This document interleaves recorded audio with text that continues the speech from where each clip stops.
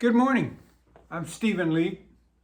I'm an elder at First Presbyterian Church in Mesquite, Texas, and I'm also the teacher of the Discipleship Sunday School class there.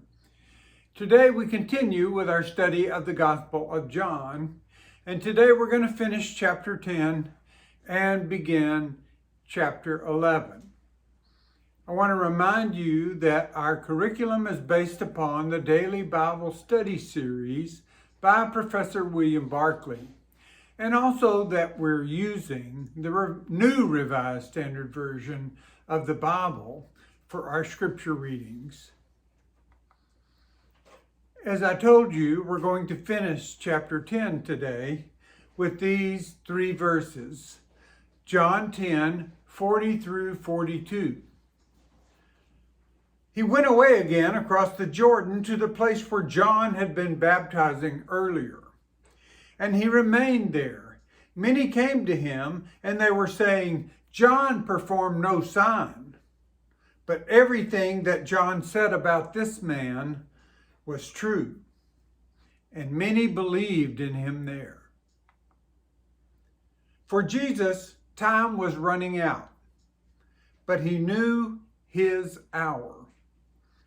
He would not recklessly court danger and throw his life away, nor would he be in cowardice and avoid danger to preserve his life. But he desired quietness before the final struggle. He always armed himself to meet people by first meeting God.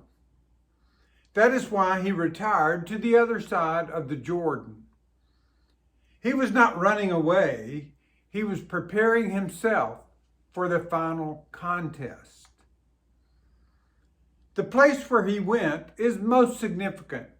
He went to the place where John had been accustomed to baptize, and it was the place where Jesus himself had been baptized. It was there that the voice of God had come to him to assure him that he had made the right decision.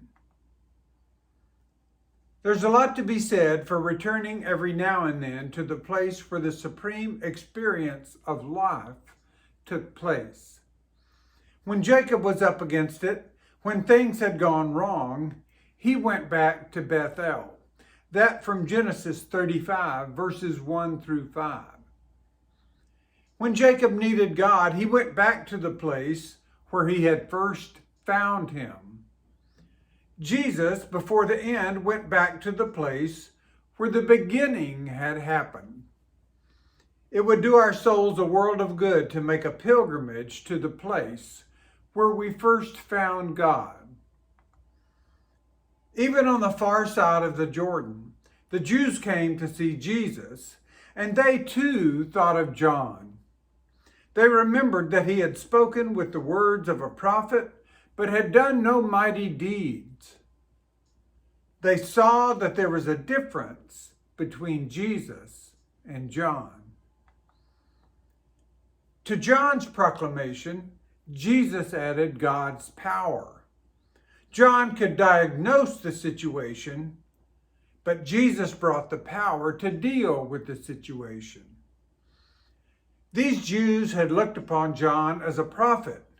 Now that they saw John had foretold about Jesus was true, many of them believed. It often happens that those for whom a great future is painted and those who set out with the hopes of others upon them disappoint that future and belie those hopes. But Jesus was greater than John had said he would be. Jesus is the one person who never disappoints. In him, the dream always comes true. Now we're going to start chapter 11. And chapter 11 is the chapter in which Jesus brings his friend Lazarus back to life. Now a certain man was ill, Lazarus of Bethany, the village of Mary and her sister Martha. Mary was the one who anointed the Lord with her perfume and wiped his feet with her hair. Her brother Lazarus was ill. So the sisters sent a message to Jesus. Lord, he whom you love is ill. But when Jesus heard it, he said, this illness does not lead to death. Rather, it is for God's glory, so that the Son of God may be glorified through it. Accordingly, though Jesus loved Martha and her sister and Lazarus, and I'm afraid we leave there with an incomplete sentence, and we'll pick that up in next week's first Bible lesson. But the point is, Jesus loved Martha and Mary and Lazarus. Perhaps that would be a better way for us to translate that sentence for purposes of this lesson. It's one of the precious things in the world to have a house and a home into which one can go at any time and find rest and understanding and peace and love. That was doubly true for Jesus, for he had no home of his own. Luke tells us he had nowhere to lay his head. That from Luke 9, verse 58. In the home at Bethany, Jesus had just such a place. There were 3 people who loved him, and there he would find rest from the tensions of life. The greatest gift any human being can give another is understanding and peace. To have someone to whom we can go at any time, knowing that our dreams will not be laughed at, or that our confidences will not be misunderstood, is a most wonderful thing. It is open to us all to make our own homes like that. It does not cost money and does not need lavish hospitality. It costs only an understanding heart. There's no greater gift to offer one another than rest for weary feet. And that is the gift which Jesus found in the house in Bethany, where Martha and Mary and Lazarus lived. The name Lazarus means, God is my help, and it is the same name as Elazar. Lazarus fell ill, and the sisters sent to Jesus a message to that effect. And it's interesting to note that the sisters' message included no request for him to come to Bethany. They knew that was unnecessary. They knew that the simple statement that they were in need would bring Jesus to them. St. Augustine noted this and said it was sufficient that Jesus should know, for it is not possible to love such a friend and desert him. When Jesus came to Bethany, he knew that whatever was wrong with Lazarus, he had the power to deal with it. But he went on to say that his sickness had happened for God's glory and his.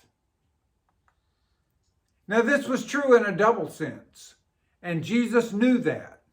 First, the cure would undoubtedly enable people to see the glory of God in action. But there was more to it than that. Second, again and again in the fourth gospel, Jesus talks of his glory in connection with the cross. John tells us in 7:39 that the Spirit had not yet come because Jesus was not yet glorified. That is to say, because he had not yet died on the cross. Later on in Bethsaida, when some Greeks came to hear him speak, Jesus said, "The hour has come for the Son of Man to be glorified." And we'll study that later in John chapter 12, verse 23. And it was of his cross that he spoke, for he went straight on to speak of the grain of wheat, which must fall to the ground and die. In 12:16, John says that the disciples remembered these things after Jesus had been glorified. That is, after he had died and risen again. In the fourth gospel, it's clear that Jesus regarded the cross as his supreme glory. So when he said that the cure of Lazarus would glorify him, he was showing that he knew perfectly well that to go to Bethany and to cure Lazarus was to take a step which would end in the cross, as indeed it did. With open eyes, Jesus accepted the cross to help his friend. He knew the cost of helping, and he was prepared to pay it. When some trial or affliction comes upon us, especially if it is the direct result of remaining faithful to Jesus Christ, it would make all the difference in the world if we saw that the cross we have to bear is our glory and the way to a greater glory still. For Jesus, there was no other way to glory than through the cross. And so it must continue to be with those who follow him. Thank you for joining me this morning. God bless each and every one of you.